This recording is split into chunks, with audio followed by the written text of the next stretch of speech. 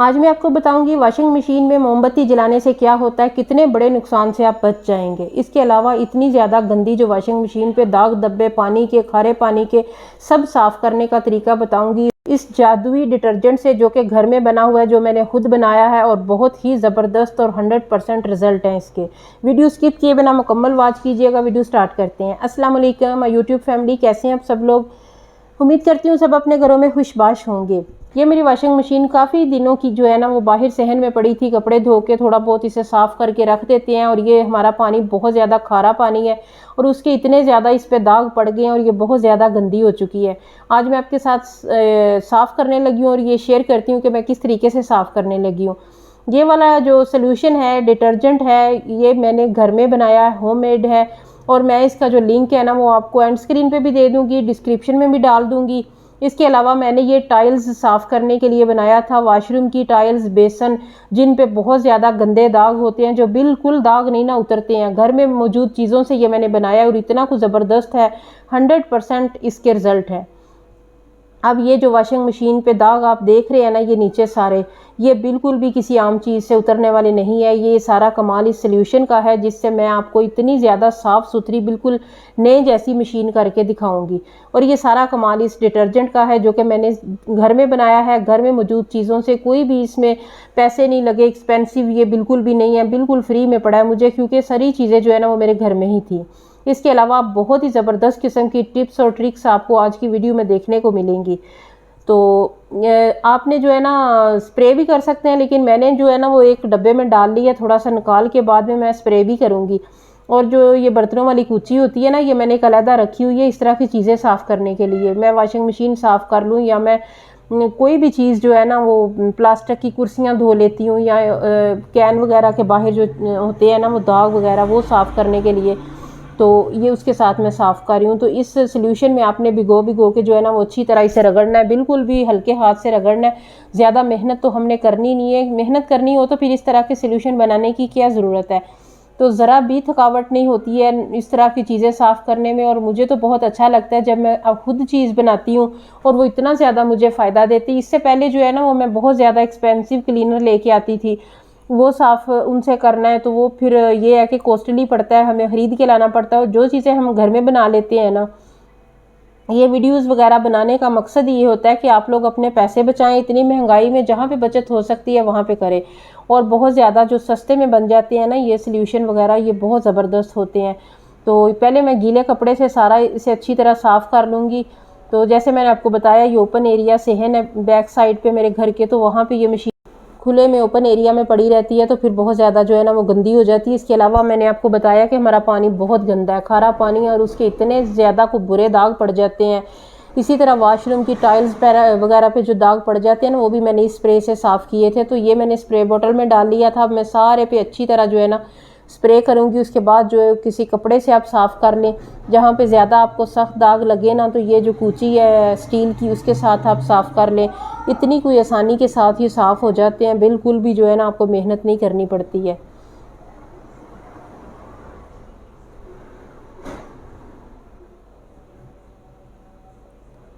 कपड़े धो धो के एंड पे ये होता है, बस उसे थोड़ा बहुत साफ़ किया और उसके बाद ड्राई होने के लिए रख दिया और बस जी नीचे चली जाती हूँ। तो वो जो दाग है ना पानी के, वो फिर इस पे पड़े रहते हैं। कई बार ये है बच्चियाँ धोएं तो वो साफ़ भी नहीं इतना ज़्यादा करती हैं, तो बस वो इस तरह कुल मिला के जो है ना इन पे जो दाग है वो पक्के हो जाते हैं। ये पानी के दाग, सरफ़ के दाग, कोई डस्ट वगैरह जी, तो वो सारे दाग जो होते हैं ना बहुत आसानी के साथ इस सोल्यूशन से ख़त्म हो जाएंगे। बिल्कुल जो है ना वो मिट जाएंगे, आपकी साफ़ सुथरी चीज़ हो जाएगी। किसी भी चीज़ पे जो होती है ना प्लास्टिक की कुर्सियाँ, उन पे भी इस तरह के दाग पड़ जाते हैं, तो वो भी आप इस तरीके से साफ़ कर सकते हैं। प्लास्टिक के टेबल वगैरह, या वो छोटे बींडे होते हैं ना प्लास्टिक के, जिन पे बैठ के कपड़े धोते हैं, या वो डस्टबिन वगैरह भी जो है ना वो इन चीज़ों से बहुत अच्छे से साफ़ हो जाती हैं। बस मैंने एक बार सारा लगाया, उसके बाद इसे पानी से वॉश कर रही हूँ। तो आप कोशिश करें जो इसके बटन है ना उनमें बिल्कुल भी पानी ना पड़े, क्योंकि फिर मशीन जो है वो ख़राब हो जाती है। कोई भी चीज़ है ना अगर आप उसकी सफाई करते हैं तो वो लंबे अरसे तक चलती है। जिस भी चीज़ की आप केयर नहीं करेंगे वो बहुत जल्दी जो है ना वो आपका साथ छोड़ देगी और ख़राब हो जाएगी। अब मैं ये वाला होल साफ़ कर रही हूँ, और ये एक जो है ना बटन, उसमें थोड़ा पानी पड़ गया, तो बहुत ज़्यादा एहतियात करनी चाहिए। पानी जब पड़ जाता है तो एक तो वो चीज़ शॉर्ट सर्किट हो जाता है, इससे आपको शॉर्ट भी पड़ सकती है, करंट लग सकता है। तो इसके अलावा हमारी जो बिजली की चीज़ें हैं ना वो ख़राब भी बहुत जल्दी हो जाती हैं अगर इस तरह उनकी केयर ना की जाए। थोड़ी सी भी अगर आपको मेरी वीडियो अच्छी लग रही है तो वीडियो को लाइक करें, प्यारा सा कमेंट दें। इसके अलावा चैनल पे नए हैं तो चैनल को सब्सक्राइब करना बिल्कुल भी नहीं भूलना।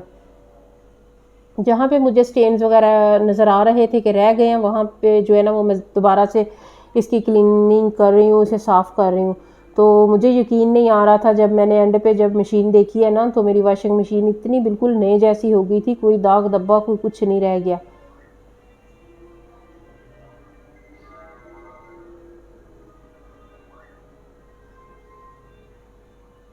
यहाँ पे आपने देखा कितने ज़्यादा गंदे से दाग थे जो कि कभी ना मिटने वाले थे, तो वो कितनी आसानी के साथ साफ़ सुथरे हो गए हैं, बिल्कुल उतर गए हैं।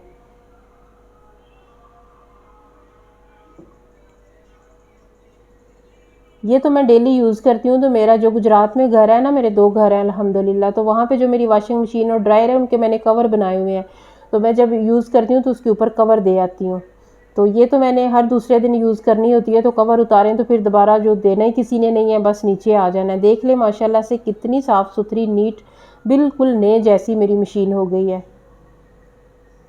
अब इसके साथ हमने कुछ और भी करना है, वो इतना कुछ ज़रूरी काम है ना, वो मैं आपको आगे चल के बताती हूँ। उससे ये होगा कि आपके बहुत सारे पैसे बचेंगे, आप किसी बड़े नुकसान से बच जाएंगे। उससे ये होता है कि हमारी जो मशीनरी है वो बहुत जल्दी ख़राब हो जाती है और हमें बहुत ज़्यादा मसला होता है। आपने इसे उल्टा लटका लेना है, सॉरी लटकाना नहीं है, इसे लटा लेना है, लिटा लेना है। और इसके बाद जो इसके होते हैं ना इसके जो टायर हैं, पहिए हैं, जिसको जो भी आप कह लें ये वाले, तो इसमें होता है कि बहुत सारे बाल और धागे फंस जाते हैं, तो उससे ये बिल्कुल हरकत करना बंद हो जाते हैं। ये देखिए कितने सारे इसमें बाल फंसे हुए हैं और इसका जो ये व्हील है ना ये एक जगह पे जाम हो चुका है, तो बिल्कुल ये काम नहीं कर रहा है। तो इसको अब हमने ठीक करना है। वो किस तरीके से ठीक करना है कि इसमें सारे जो धागे हैं वो निकल जाएं, वो इस तरीके से वर्क करने लग जाए और हमारी जो मशीन है ना वो ख़राब होने से बचे, क्योंकि ये आगे नहीं जाती, मैंने बड़ी मुश्किलों से घसीट के आगे लेके जाती हूँ। तो मोमबत्ती जो है ना आपने उसे शोला दिखाना है और ये जब जल जाए तो आपने थोड़ा करीब लेके जाना है। इससे ये होगा पास आप ले जाते जाएंगे ना तो आपके जो इसमें धागे और बाल फंसे हुए हैं वो चंद सेकंड्स में जो है ना वो जल जाएंगे और आपका जो व्हील है बिल्कुल ठीक हो जाएगा। वो जो अटका हुआ है ना बाल और धागों से वो बिल्कुल ठीक हो जाएगा। तो इस तरीके से आप अपनी जो वॉशिंग मशीन है ना उसके टायरों की, उसके जो व्हील है उनकी आप सफाई कर सकते हैं। वो ये है कि जब आप घसीट के आगे लेके जाते हैं तो वो अटक जाती है, वो चलती नहीं है, वो फिर आप अपनी ज़ोरे बाजू पे उसे लेके जाते हैं। तो इस तरीके से आप इनकी मुकम्मल सफाई कर सकते हैं। फिर मिलेंगे इंशाल्लाह। अल्लाह हाफिज़।